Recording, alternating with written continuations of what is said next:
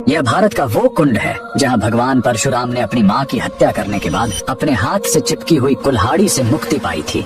यह कहानी है महान ऋषि जमदग्नि और उनकी पत्नी पतिव्रता रेणुका की। कहते हैं रेणुका हर दिन नदी से कच्चे घड़े में पानी लाती थी और उनके सतीत्व के बल से वह घड़ा टूटता नहीं था। उनके 5 पुत्र थे जिनमें सबसे छोटे थे विष्णु अवतार परशुराम। एक दिन रेणुका ने नदी में कुछ गंधर्वों स्वर्ग के संगीतकार को जल क्रीड़ा करते देखा। उन्हें देखकर एक पल के लिए उनका मन मोह में पड़ गया और उसी क्षण उनके सतीत्व का बल टूटा और कच्चा घड़ा टूट गया। जब वो आश्रम लौटी तो ऋषि जमदग्नि ने अपने योग्य बल से जान लिया कि उनका मन भटक गया था। वो इतने क्रोधित हुए कि उन्होंने अपने पुत्रों को आज्ञा दी, अपनी माँ का वध कर दो। जब चारों बड़े भाइयों ने मना कर दिया तो क्रोधित पिता ने उन्हें तुरंत पत्थर बन जाने का श्राप दे दिया। इसके बाद परशुराम ने पिता की आज्ञा को अपना धर्म समझा। उन्होंने भारी मन से अपनी कुल्हाड़ी उठाई और अपनी ही माँ का सिर धड़ से अलग कर दिया। उनकी आज्ञाकारिता से प्रसन्न होकर जमदग्नि ने वरदान मांगने को कहा। परशुराम ने तुरंत अपनी माँ को फिर से जीवित करने और साथ ही पत्थर बन चुके अपने चारों भाइयों को भी मुक्त करने का वर मांग लिया। सब फिर से जीवित हो गए, मानो कुछ हुआ ही ना हो। लेकिन कहानी यहीं खत्म नहीं हुई। मात्र हत्या का पाप उस कुल्हाड़ी पर एक दाग की तरह चिपक गया